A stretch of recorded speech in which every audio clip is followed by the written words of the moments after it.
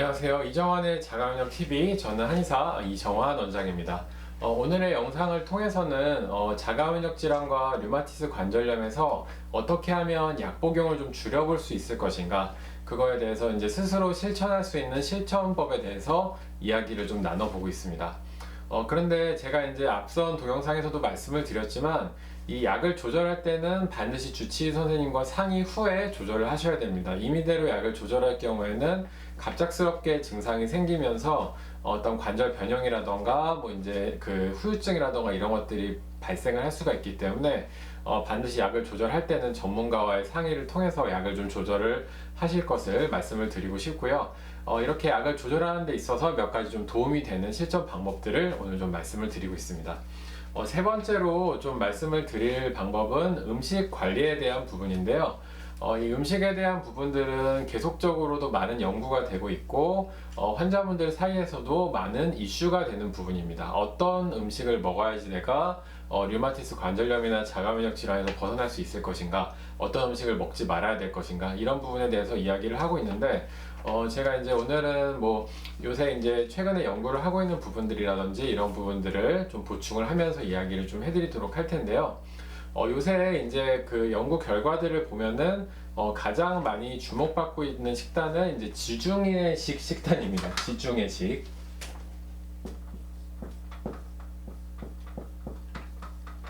자, 지중해라고 하면 그 우리가 흔히 이제 유럽을 봤을 때 지중해 연안에 있는 국가들, 뭐 그 이탈리아라던가 뭐 스페인이라던가 그 다음에 그리스, 이런 나라들에서 주로 먹는 식단을 이제 지중해식 식단이라고 얘기를 하고, 영어로 하면 조금 어렵기는 한데 메디터라니안 그 다이어트라고 이야기를 합니다. 발음이 좀 어려워요. 그래서 이제 저는 이제 지중해식 식단이라고 보통 이야기를 할 텐데, 이 지중해식 식단이 그 어떤 것이냐면은 그쪽 사람들이 주로 많이 먹는 것들을 떠올려 보면은 뭐 이제 와인도 많이 마시고 올리브도 많이 먹고 하는데, 그쪽 사람들이 이제 육류보다는 해산물을 많이 먹게 됩니다. 그래서 이제 요 식단이 유행하면서 주로 나온 레시피들이 뭐 이제 그 곡물이라던가, 이거 잘 안 보이는 건 제가 나중에 다 자막으로 처리해 드릴 거예요.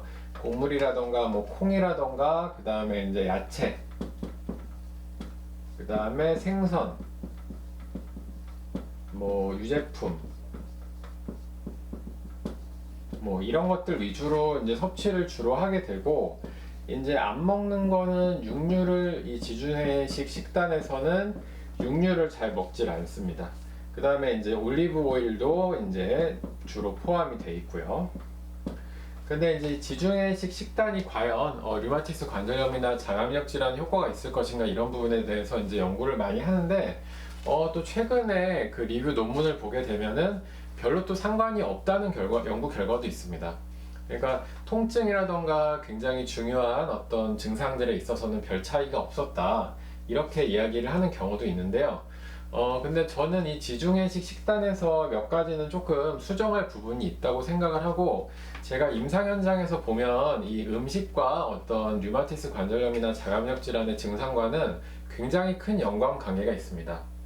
그러니까 저희는 의료기관 시스템이 어떤 대학병원이라던가 병원들이랑은 조금 다른 게, 환자분들을 좀 자주 내원을 시켜요. 그러니까 뭐 멀리 계시는 분은 어쩔 수가 없겠지만, 대체적으로 한 일주일에 2번 정도 근처에 사시는 분들은 내원을 시키면서 제가 이제 침이나 약침 치료, 뜸 치료 이런 것들도 해드리고, 그 다음에 계속적으로 생활 습관이라던가 경과를 좀 파악을 하게 되는데, 그 부분에서 가장 많이 환자분들과 또 이야기를 하는 부분이 음식에 관한 부분입니다.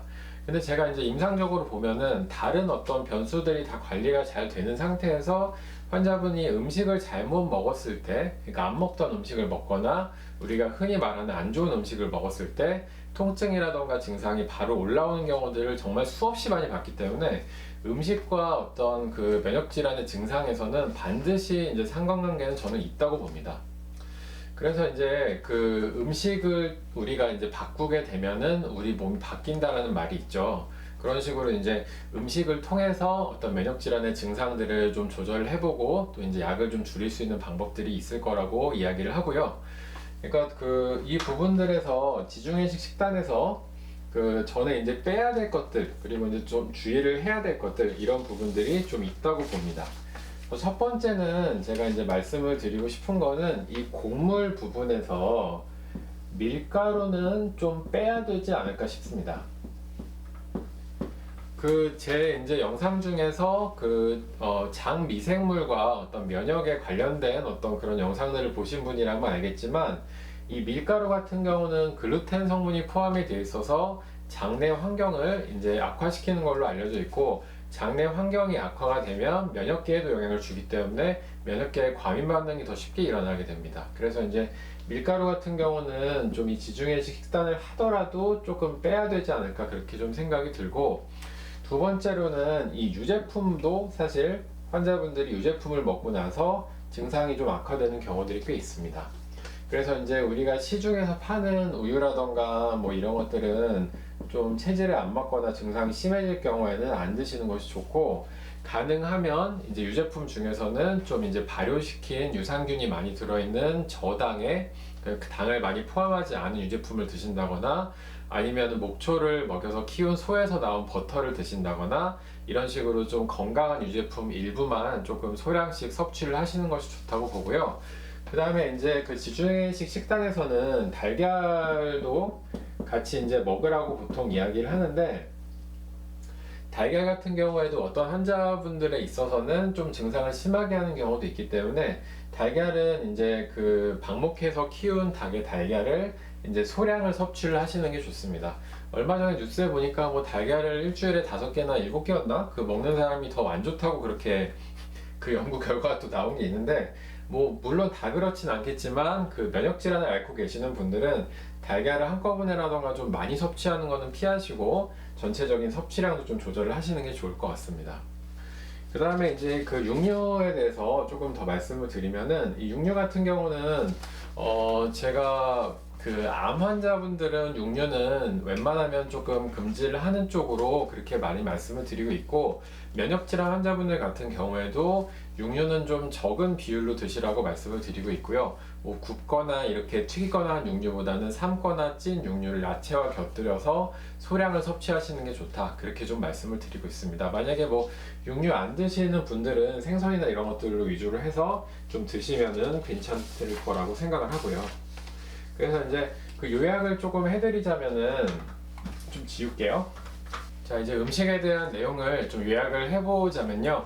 아까 처음에 이야기한 지중해식 식단은 좀 건강한 식단이라고 볼 수가 있습니다. 하지만 그 중에서 밀가루 음식과 유제품은 좀 주의를 해서 드시는 것이 좋겠고, 달걀 같은 경우에도 너무 많이 섭취하지 않으시는 게 좋겠습니다. 그리고 이제 육류 같은 경우에는 이제 아까 말씀드렸듯이 소량으로 섭취를 하고, 가능하시다면 섭취를 안 하시는 것도 좋은 방법입니다. 그리고 이제 여름이기 때문에 찬 음식도 조금 주의를 하시는 것이 좋겠고요. 뭐 술이라던가 이런 것들, 뭐 지중해식 식단에서 또 많이 나왔던 와인이나 이런 것들도 뭐 기분을 내실 때만 한 잔 정도 가끔 드실 수는 있겠지만, 음주를 너무 과다하게 하는 것도 당연히 이제 염증이라던가 이런 것들을 악화시킬 수가 있기 때문에 그런 부분은 좀 주의를 하시는 것이 좋겠습니다. 그래서 이제 이런 음식에 대한 부분들은 일반적인 거는 제가 이렇게 좀 정리를 하고요. 근데 그 임상에서 환자분들과 치료를 하다 보면은 환자분들 체질이 다 제각각이기 때문에 사실 영향을 받는 음식의 종류도 상당히 좀 다릅니다.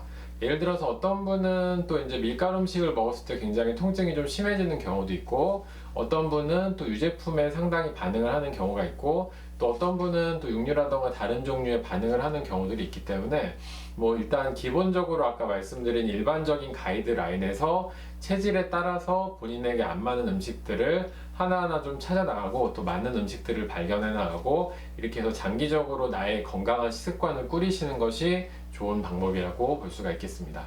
그래서 이렇게 음식을 잘 조절을 하게 되면은 증상이 완화가 되고 내 몸이 점차적으로 건강해질 수가 있기 때문에 드시는 약을 좀 줄여볼 수 있는 하나의 방법이 될 것입니다. 그래서 이제 이번 영상에서는 제가 충분한 휴식과 그 다음에 운동, 그 다음에 음식 관리를 통해서 약을 좀 어느 정도 줄여볼 수 있는 방안들을 좀 제시를 했는데요.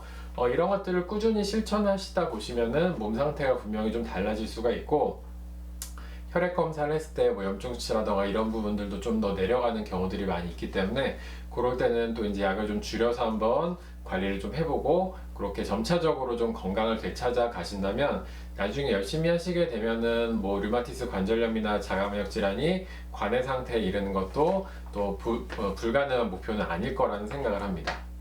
자, 그리고 이제 양약을 치료를 하시거나 했을 때 별 효과를 못 보시고 많은 부작용을 겪고 계신 분들은 한방 치료가 또 좋은 대안이 될 수 있기 때문에 한방 치료에도 한번 관심을 좀 가져보시면 될 것 같고요. 제 채널 구독해 주시는 자가면역 질환과 류마티스 관절염 환자분들은 한 걸음 한 걸음 더 나아가셔서 꼭 관해와 완치에 이르는 결과가 많이 있었으면 좋겠습니다. 자, 오늘의 영상은 여기서 마치도록 하고요. 또 다음에는 더 좋은 영상으로 찾아뵙도록 하겠습니다. 그때까지 다들 건강하시길 바라겠습니다. 항상 구독과 좋아요 눌러주시는 분들께 감사드립니다. 오늘 영상은 여기서 마치겠습니다. 감사합니다.